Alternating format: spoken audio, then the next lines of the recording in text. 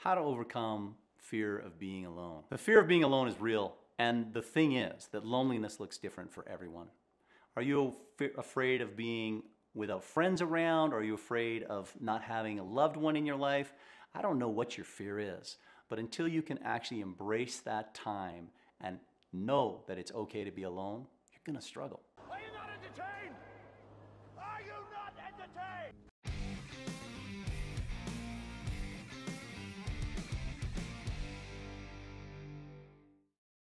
So what we need to ask ourselves really are three questions if this is something that you struggle with, like I do. I've had problems with being alone in my past. I'm better now. The first thing I had to understand was why I was afraid to be alone. This was not something I wanted to look at. People would ask me this question at times, and I'd be like, that's a stupid question. I don't like to be alone because I'm an extrovert. I like people around me. I had all sorts of knee-jerk responses to that, but I didn't really want to look at it.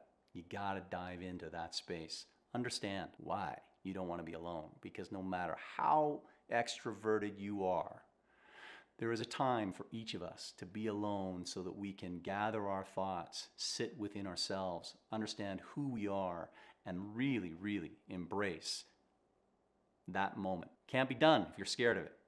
2, you learn to embrace yourself and the time alone. Until you can do this, until you can actually seek it out and enjoy it, you're not really ever going to be able to learn from what that brings you, because you're still in that space of avoidance. The constant need for stimulation outwardly and people around you, I get it. Extroverts are people that get lifted by energy from others. I am one of those people. But it is astonishing to me that when I finally understood why I didn't want to be alone, how much I began to appreciate alone time. Something I never thought that would happen to me. I guarantee if you're a guy like I was, there's a space in you that needs some alone time. And then, point 3, we need to understand why being alone is okay and good for us. There's all kinds of reasons that we can get into for that. Really, being alone is an opportunity to self-reflect, to dive into ideas of why you're afraid to be alone, for one, right? Dive into why you acted a certain way at a party. Dive into how you want to make your next steps and move on, or rehash ideas that you've been through with other people and you want to explore more and evolve. There is so much value in alone time where you can get work done. Not all work can be done in groups. Some work must be done on our own. And so that's why it's good to understand the power that you get out of this. For me, I struggled with this for years. I didn't really ever understand why I wanted to be alone, but it's actually a pretty significant story in my own life. I was violently abused and molested as a kid, and I would always get attacked randomly by this guy when I was alone. If I was alone, there was a chance that I would be attacked. I got attacked all over the place, in all kinds of spaces. He would find me on my paper route. He would find me walking home from school. He would find me walking down the alley at night. He would find me hiding in the trees. He would find me everywhere. So being alone for me was somewhat terrifying. I actually feared it. It made me deeply uncomfortable and put me on a heightened sense of alert. Now that's my story. I don't know what yours is. But if you are scared to be alone, you should look into it, because there's a reason that is stopping you from that space that is sacred. I went on a mission for my church. It's a 2-year thing. You have a companion, a guy that's with you all the time. And I heard people complain about it nonstop. And it was one of my favorite things. The fact that I had somebody beside me for 2 whole years that never really left my side was a deeply comforting thing for me in the space that I was in at that time, having not dealt with my past. It's troubling when you think about it, right? Unable to be alone. If I was alone, it was very hard for me to focus because I would turn into fight or flight. I became highly aware of my surroundings. I was constantly worried about attack. I would feel almost like the hackles rise on the back of my neck. I couldn't concentrate. It was hard for me to do anything. It made it hard for me to do homework in school. It made it hard for me to learn a lot of things that require isolated, concentrated behavior. I struggled with learning. It impacted my grades in school. It impacted a lot of things that I did.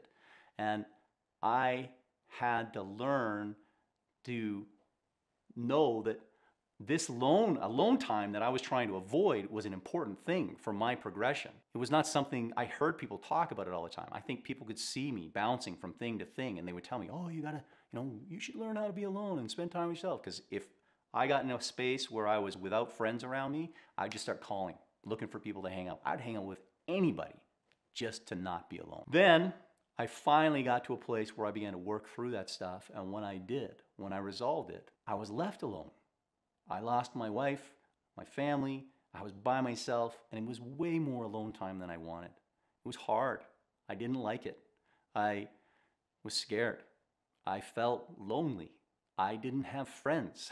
I was just in this space that I thought was horrible, but I kept processing what I had learned about who I was and opening myself to understanding that this was an opportunity for me to dig deep, to face the demons of my past, to plan for my future, to change what had been and where I was going.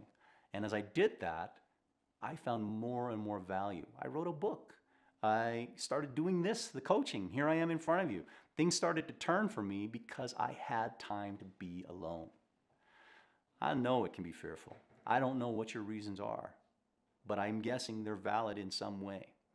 But if you are like me and you are ignoring this desire to constantly have people around you to avoid being alone, I would suggest you lean into this, embrace it, find out where you need to go, what you need to do, and then figure out how to sit in that space. One of the best things that I did along the process in order to get there and how to face this was starting the practice of meditation. When I began to meditate, it was very, very difficult because my mind was so chaotic and rambunctious, I couldn't settle it. I didn't want to be able to have to sit there within that process of my head and not have somebody around me to distract me from it. So I would suggest starting that kind of a practice and then delve deeply into what it is you want to face and overcome. And you will find that you're like me now, and I actually seek out time alone. I look for spaces when I can sit without anyone around me and get things done. And I find that it recoups me as much as it does when I'm around people that bring me energy and excitement. So if you're like me and you struggle to be alone for whatever the reason, this next video coming up might help you. How to face the future without fear. There's some techniques in there that might help you uncover some of the things you're facing. And if you do struggle to be alone, make some comments below. I'd love to hear what you have to say. I'd love to hear how you've overcome it, or tell me what you think of my opinions as well. I'd be happy to engage with you. Like, subscribe, click on the bell so you don't miss any content. I'd love to have you follow me, and stick around. This video's coming. Here's that next video. You gotta face your fear if you wanna do all the things in life that you really are dreaming of doing.